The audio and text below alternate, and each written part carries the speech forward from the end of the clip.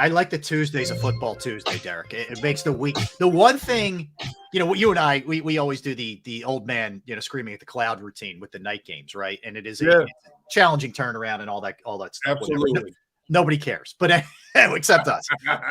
But the nice thing is, you chop a day off the lead up for the following game. In other words, before you know it, it's going to be Wednesday, Thursday, and we're all in on Washington. Certainly today is a Tampa day. That is for sure. But that is the one advantage here.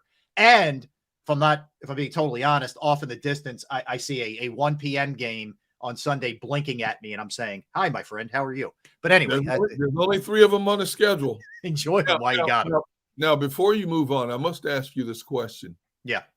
Because this is a topic we debated last night on JAKIB Sports postgame show. We're through 3 weeks now. Who worries you in the NFC? Think about the inconsistencies we've seen. Yeah. Who still worries you in the NFC? 49ers still. Yeah, if I'm being real. 49ers still worry me. And they, I thought going in, I thought they were the biggest challenge to the Eagles, and that hasn't changed for me. Okay. So I would absolutely say the 49ers. But if I'm being frank with you, Derek, other than that in the conference, yes. I wouldn't use the word worry for anybody else. I really wouldn't. I would say that I think the Cowboys have a lot of talent, but I need to see them do it in the playoffs before I buy into it. Yep. And when you get beyond that, I think you have some nice teams, but not special teams. Exactly. That's where I'm at with it. Exactly. I couldn't agree with you more. You said your sentiment is exactly what I said last night. You can say what you want to say about the Niners, but if they're healthy and this team is healthy, that's going to be a very good match. Yep. Because the 49ers defensively are as good as the Eagles, and offensively, here's the thing. The Eagles are one of the few teams, explosive offenses. They don't do a lot of motion. You see the 49ers. The 49ers are always doing motion. The Kansas City's doing a lot of motion. Buffalo does. Miami does a lot of motion. Mm-hmm. Those teams rack up the points. The Eagles basically line up and run their offense. You don't see a lot of misdirection. You don't see a lot of jet sweep. No. And they're eliminating the RPO. Yeah, there's not nearly as much. I mean, look, it's obvious. There's a concerted effort for Jalen not to run as much. There's no doubt in my mind. And I don't know that that might change later, but at least through 3 game sample size that we have, that's clear. It's clear there's less RPOs called. It's clear that he's been instructed go down. Yes. Like you saw it in the first or second quarter, he ran about 6 yards, saw some contact maybe coming and slid. Like he's looking to preserve himself for the long haul, I think, to an extent. The fact that Jalen is just turning around and handing the ball off now is a thing of beauty. Yeah. All he does, hand the ball off and take a few steps back and just watch it all develop. Yeah, you're not putting him in harm's way with the RPO where he may keep and then get blasted. He's not taking those unnecessary shots from the DN, the outside linebackers, the safeties creeping up, and the guys up front are imposing their will. It is such a simplified offense. It's amazing, and how they just line up, snap the ball, go through their progressions, go through their assignments, and more times than not, it's effective. Yeah, it really is. It really. How many offenses like that in the NFL today? Not many. Very few. Very few. I mean, look, this isn't a knock. I mean, you see like the bells and whistles that Miami rolls out there. I mean, it is incredible. And the Eagles, it's a lot more sort of basic to an extent.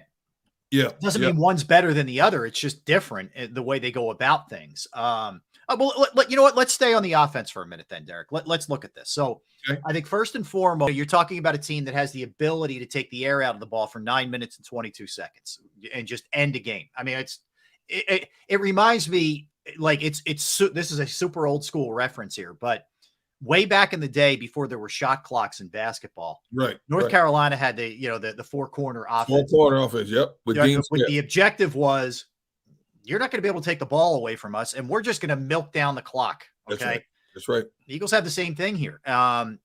Look, 201 rushing yards on 40 attempts. 40 attempts. That's a 5.0 average. So once again, they ran it more than they passed it. Wasn't as lopsided as last week, but they ran it more than they passed it. You have DeAndre Swift 16 for a $130.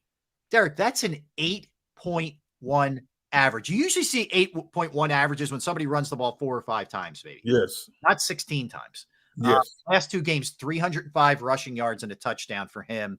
I mentioned he's second behind McCaffrey now with 308 yards on the season. The running game is in A form. It's in midseason form. It's in every form you want it to be. And I think it's a combination of strength, skill, and the athletic ability to get down the field and still be blowing guys up with Kelsey and those guys who are so athletic. Well, and let's give credit where credit is due. All of this came together because of that guy named Howie Roseman and his scouting staff. Their commitment to build from the inside out instead of the outside in. So many teams want to build it with the quarterback and skill position players before they even address the offensive line. You look at teams like Washington. They have the skill position players to go around a young fledgling quarterback, but their offensive line is like a picket fence. This Kansas City, Andy Reid always liked to have a stout offensive line. So that's an exception to the rule. But most teams want to get those big time skill position players and then worry about the offensive line. Yeah. A lot of times it doesn't work that way. This team has stayed committed to building this thing from the inside out. And sometimes it drives the fan base nuts because they want that glamour pick.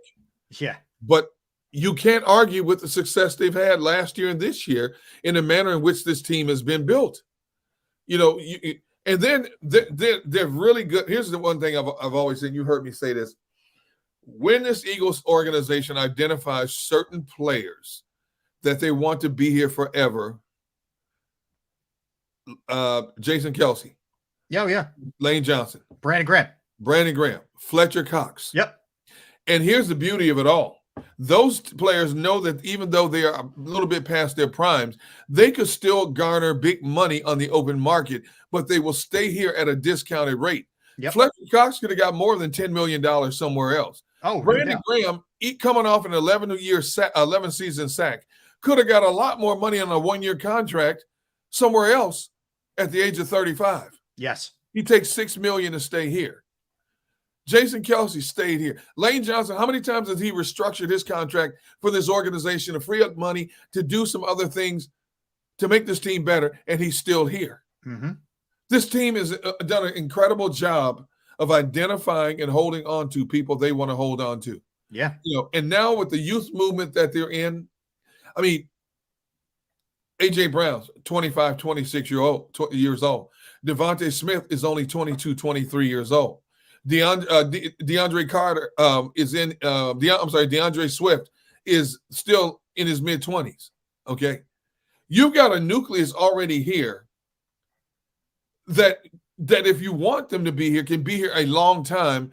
And because of the way they're treated here, the one thing I've always been impressed with, except maybe the Chip Kelly era, of course, and I'm talking about Andy Reid, Doug Peterson, Nick Sirianni. Yep. Man, here's what you should hear some of the stories we hear about how player so-and-so is treated with this organization. That's part of the reason why I stay here, because they treat you like adults here. Right. And that goes a long way, because in this day and age of making all you can while you can, when you can win a player over like that, and that message gets out there, and on top of that, you're winning as well, you can't find a better formula for building a team. You really can't. I'll give you an example, Derek. This is specific to Nick Sirianni, but your greater point is right on the money with Howie, Jeffrey Lurie. It's a first-class organization. Just look around the league at some of the stuff that happens elsewhere. Okay? Look at the craziness in Chicago. Look at what's happened in Washington for years. Look at the Colts. We could go on and on and on with dysfunction, right? Yes. But a great example is last night. So before the game last night, Nick, and I'm talking about how you reach your players, because I talked to Britton Covey about this after the game last night. Yeah. Okay. So before the game, Nick felt like maybe they were a little bit tight, or just sort of feeling some of the heat of trying to live up to last year. So before the game, he plays a highlight film of these guys in high school and grade school. And they all got a huge kick out of it. Like Britton Covey, I didn't even know this, was a quarterback in high school. Did you know that? I did not know that. No. So they're showing Britton Covey. Britton Covey ripped off like a 40-yard run, and he's just, doing what he does, and he's juking guys and all this other stuff. And the whole place is howling and going crazy, right? When Britton Covey does it. But like, it lightened the mood, and they all kind of laughed about it. They were making fun of some guys, the way they looked back then. They were skinny and, this and that, whatever. Yeah. And it's just a great icebreaker. And then he said everybody just sort of calmed down, laughed, and dialed in. But like, that's the thing with Nick Sirianni. I think he really knows how to reach these guys in certain ways. We made fun of the plant thing and all that, stuff, whatever. And look how it worked out that right. year. I don't care how we think about it. It matters how they feel about that in that room. And those guys in that room, it works and it connects. And yeah, and I think Howie's got a good feel of what guys to go to and say, hey, look, you're still going to get yours. We're just going to do it a little bit differently. Let's restructure this so I'm able to do this. Let's get Jalen Hurts done before it drags on into the season and it becomes a thing. Like they get it done. And when they have to cut bait, Jalen Reagor, Carson Wentz, they cut bait. They don't compound problems with guys who are not going to lead you anywhere. That wasn't always the case with Howie at the helm. It wasn't. Sometimes he held on to players too long to prove a point, crossing his fingers, hoping that things would turn around then eventually. But the newer Howie is man enough to admit when a mistake was made. That's why he got rid of Jalen Reagor sooner rather than later. That's why he'll let go of other players sooner rather than later now, because there's a plan to replace it, whether it's a mid-range free agent or they already have their eye identifying on somebody in the draft that they're going to go after. This is part of what Howie told us right on this very show last year. Yep. He had to learn to listen to others. I love the saying. It's saying that when you think you're the smartest guy in the room, you're in the wrong room. Exactly. You're in the wrong it's real. It's a very real thing. And that's in anything you do in life. Yep. I have found that out many times myself. If you feel that you're the smartest guy in the room, you're in the wrong room because you've stagnated your potential growth. Yep. You really have. Well, it also tells you you're not listening. You're not hearing people around you. You're likely not interested in being a team guy because you think you have all the answers. You're not open to input from somebody who's trying to be on the same page with you. Yeah, I agree with you. There's a lot of different ways to look at it. Couple other things offensively, Derek. Paul Domowitch had this stat. It's staggering. You ready for this? Last two games, offensive plays. Mm-hmm. The Eagles, 153, opponents, 79. That is spectacular. Yes. That is spectacular. Yes. That's 74 more plays than the other team's run. Basically, you're not getting the ball. I mean, okay, last night, time of possession, 38-55 for the Eagles, 21-05. That's more than a quarter of an advantage. And the last 9:22 was basically just playing keep away and just reminding the opposition there's nothing you can do to stop us tonight. Man. Tonight, no matter what you tried, you cannot stop us. And we're not even close to being reaching perfection yet. You can't stop us. Just take your medicine and call it a night. Yeah. See, that's unbelievable, that stat. It really is. It's something, man. Let me give you another one that I thought was great.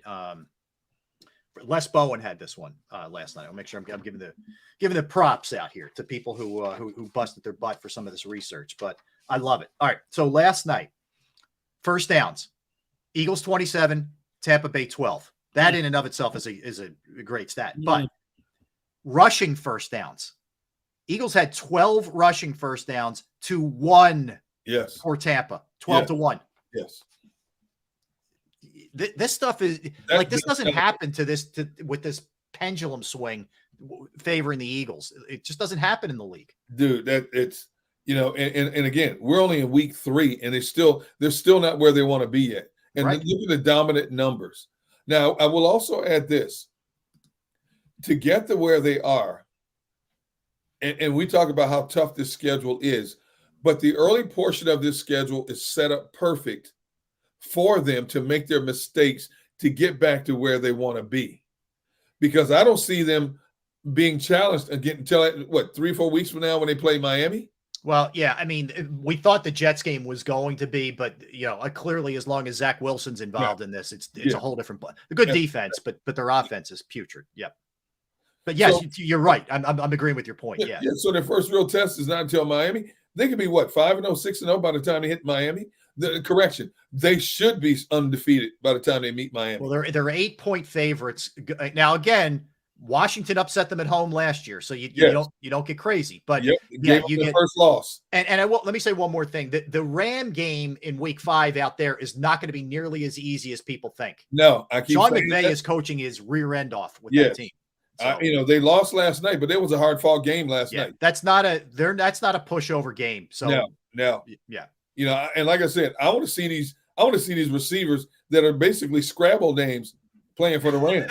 Scrabble. Think about Tutu and Puka. These are like 50 it sounds like nicknames you would give to like your kid or your calling the guy Pookie in New York City. Here, Tutu. Tutu's got to be at least a 25-point word in Scrabble. I agree with you. I agree. Yeah. Paku, whatever that Paku, it's got to be at least 50 points in Scrabble. Now that we've totally insulted those two guys. Not an insult. I'm just saying, you look like, who are these guys? Where did they come from? No, I know. But it speaks to what I'm saying is that you're doing this without Cooper Kupp, and again, McVay and Stafford and that guy, and their defense is doing a pretty decent job too. All right, so most things are good here offensively. I think it's up and down in the passing game, Derek. So let's talk about Hurts. He goes 23 of 37, 277 yards, touchdown throw, which we talked about, which was spectacular to Zacchaeus. He had 2 picks, which I want to get to in 1 second. He was sacked. He had a 71, whatever it was, passer rating. Ran the ball 10 times for 28 yards. Did have a touchdown on the tush push. You're seeing things that we didn't see last year, like forces and a couple other things, and just some underthrown balls. And I will say this: I thought there were 2 balls that AJ could have caught. AJ had a big game, but there were 2 that I thought he should have had that he didn't. One was a touchdown. Yeah, so it's not all on Jalen. Like I thought he was okay last night, is the best way to put it. He got better as the game went on, but there were some things like there was a real miscommunication. I think it was with Swift on that one pick. Where clearly he thought, Swift cut it in, thought he was cutting it out, whatever. But see, we don't. Whose fault was it? Was it the Hurts read, or did the receiver go the wrong way? I don't know. That's the thing. I don't know. And Hurts would never throw his guy under the bus anyway. I just don't know. But that's, again, we know he's capable of better than what he's been so far. That much we know. So I think as far as the offense goes, the passing game is still a work in progress. I think Brian Johnson and Jalen need to get, I guess, more comfortable with one another, for lack of a better term. I will say this too. I give Brian Johnson and Nick Sirianni credit in that they are not afraid to just pound the heck out of that ball, man. And they're not force feeding. Hey, we like to throw. The NFL in 2023, you throw. No, what works best for you right now is running the ball, and you're riding it. So I'll give him props for that. Seth brought up, he said the revitalization of the running game in the NFL. And I cut him off and I said, oh, you mean the running game that the league has basically told the contingent of running backs that you're an afterthought. They're not important to the overall structure and vitality of an offense, right? And he just laughed and said, oh, yeah, that group. I said, so basically they need these guys to run the ball, to catch the ball, to block, to help the quarterback. But yet they're not a vital entity in today's brand of football. It's amazing. Right. But they don't want to pay these guys. They pay every other position except the running back. I mean, kickers get paid better than running backs. Yeah. It's crazy how it's gone way too far the other way. Too far. Yeah. But yeah, I agree. But where are you at with Hurts? Like I think it's not there yet. Clearly, you see some things, some little things that you like, and obviously the touchdown throw. The tush push is still money, but there's little things that are just that it's a tick off right now. It's not quite where it needs to be. I attribute a lot of it to both what A.J. Brown and Dallas Goedert said today. Defenses are giving them looks that they can't see on film. They have no film on.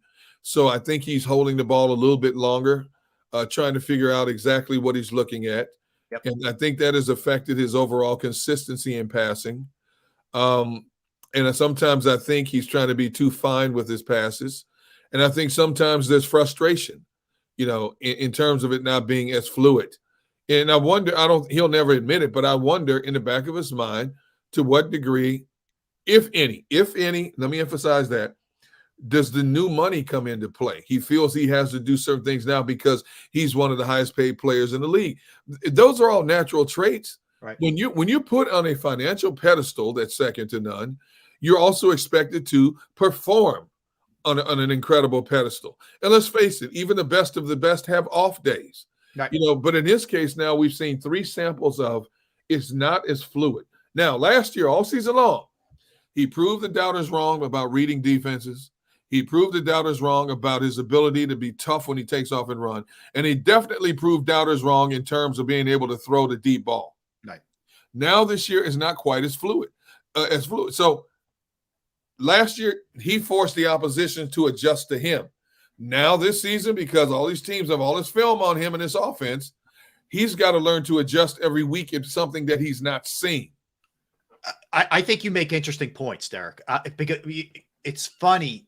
You and I are like simpatico with football brains, but I looked at this a little bit differently initially with him. What I mean by that is your point about he may be trying to do too much because he got the money is really interesting. Like it's food for thought for me, right? Because I looked at it like, is he worried a little bit about getting hurt because he has the big contract now, right?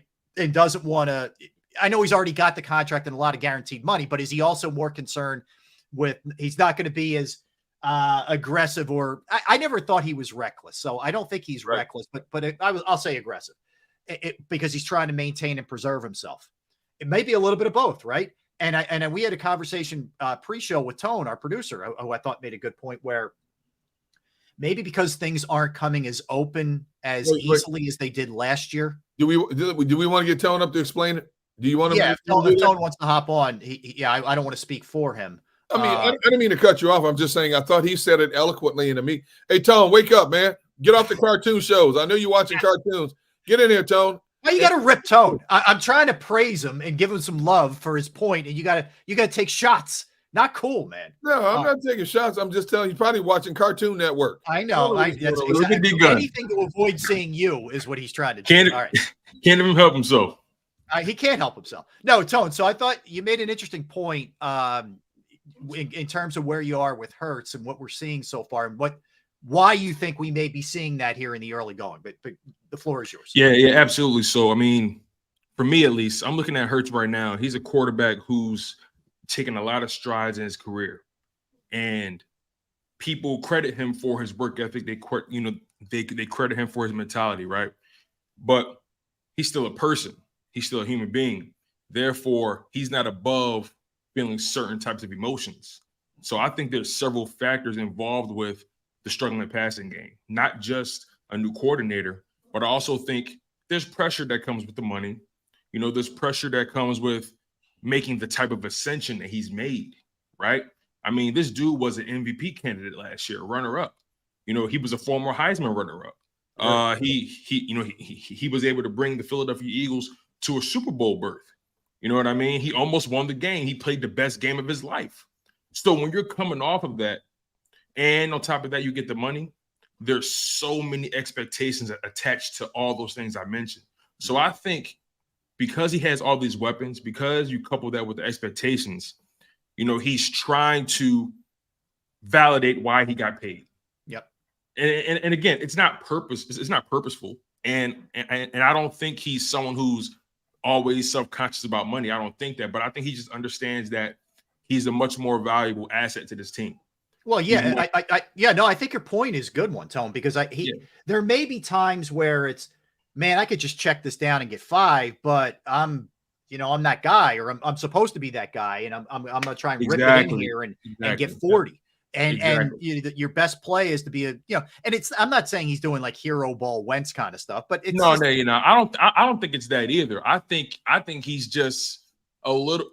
I think he just wishes the offense was a bit further along than what it is. And it's probably a little frustrating for him that it's baby steps as opposed to just hit the ground running like it did last year. I think he's a perfectionist.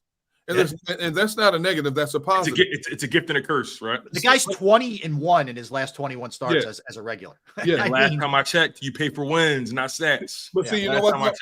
I know people who are perfectionists in other walks of life. And when things don't go exactly the way they want them to, it affects their overall day, their overall, their mindset. Yep. And sometimes you have to learn, you know what? You can't control everything the way you want. Sometimes you have to deviate from the norm. Mm-hmm. And I'm not saying, obviously, him being 20-1 and him still striving to be perfect is phenomenal. And I don't see any evidence of the fact that he's very animated on the sideline, throwing his helmet, getting faces like a Tom Brady, chewing people out, stuff like that. Maybe it's just an inner mechanism, that drives him, and frustrates him. Yeah. I think he's a consummate poker player. You don't know what he's thinking emotionally. No, I love it that way. I love it that way. You know what? Yeah. You know why? Because the opposition never knows if they're getting to you or not. Never. Yeah. Can I go on? Can you guys? Can I go on a mini rant here for 1 second? Can you guys just entertain me for this? Wait. Hey, Tone, record this. This might be epic. Everything's recorded, baby. Everything. Okay. So, the tush push. I am so sick and tired of these crybaby whining biatches when it comes to this play. Okay. I never hear a good, valid reason why it should be outlawed other than it doesn't look pretty. I don't care what it looks like. There's nothing illegal in the play. And hey, here's a notion. Freaking stop it.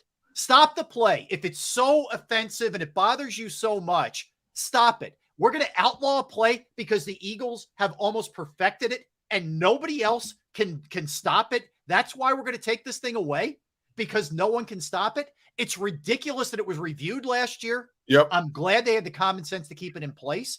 And now they're talking about getting rid of it again. And I see real football minds that I respect saying it should be outlawed. Why? Tell me why it should be outlawed. Yes. I agree. Simple. Why? I agree 100%. There's no reason behind it other than I don't really like the way it looks. Who cares how it looks? You know what? Football is about innovations. Every year somebody comes up with something different, okay? And the battle cry, stop it. Now, I've said this time and time again, and I'm starting to see this more and more, and this is my concern about it.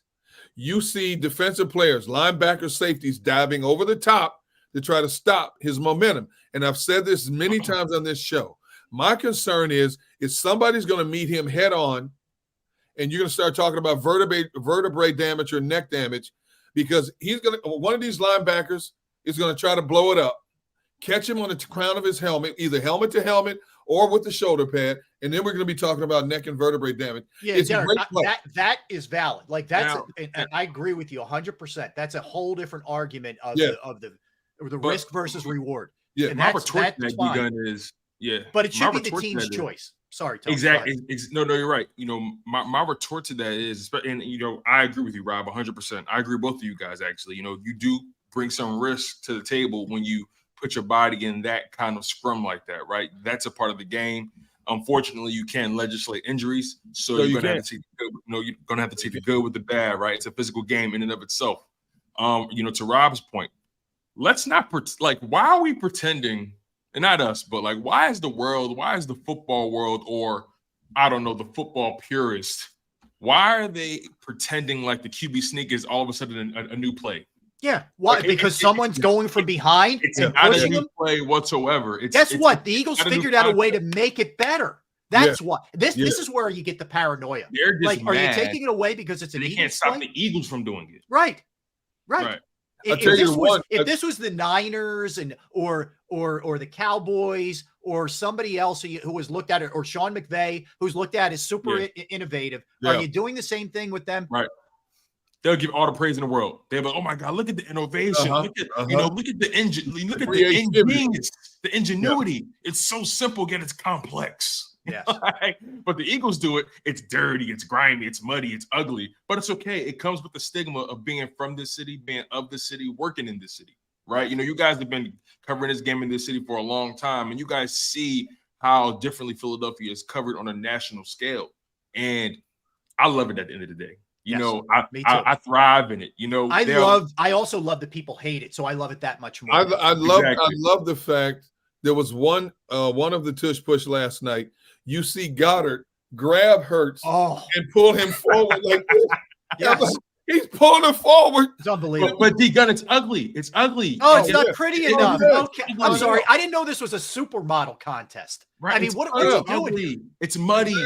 It's but listen, you know what I say to people? Y'all adopted the dark. I was born in it. There you You go. know what I'm saying? Like if you can't play on my side of the street, I don't want to hear your mouth, man. The Eagles I got to tell you, I'm sorry. I had to get that off my chest. I'm with you, Rob. I'm with you. I'm glad you brought it up. I think it's comical. It was reviewed and studied at the owners' meetings during the offseason. It will be reviewed again this year. And I agree 100% because I was talking to some friends the other day about the tush push, and I said, you know what? If it was in any other city but Philadelphia, it would be considered innovative. Yeah. Yes. San Francisco, creative. Dallas, go get yourself a guy who can squat 600 pounds and then go do it yourself. Go do it. That's and quarterback spot. I think even Joe Buck or Aikman said something last night, and they were like, look, you know, a lot of people don't like to play, but guess what? Not everybody has a quarterback that squats 600 pounds. Right. Exactly. You know what I'm saying? So, hey, it is what it is. Hey, look, Bryce Young, Brock Purdy, they ain't squatting 600 pounds. No, they're not. You know, basically, for 49ers, Shanahan basically told you we don't run that kind of play because our quarterback is not built like to run that play. Frank Reich said the same thing. Yeah, and guess what? That's your problem. That's your problem. That's not a you problem, not a me problem.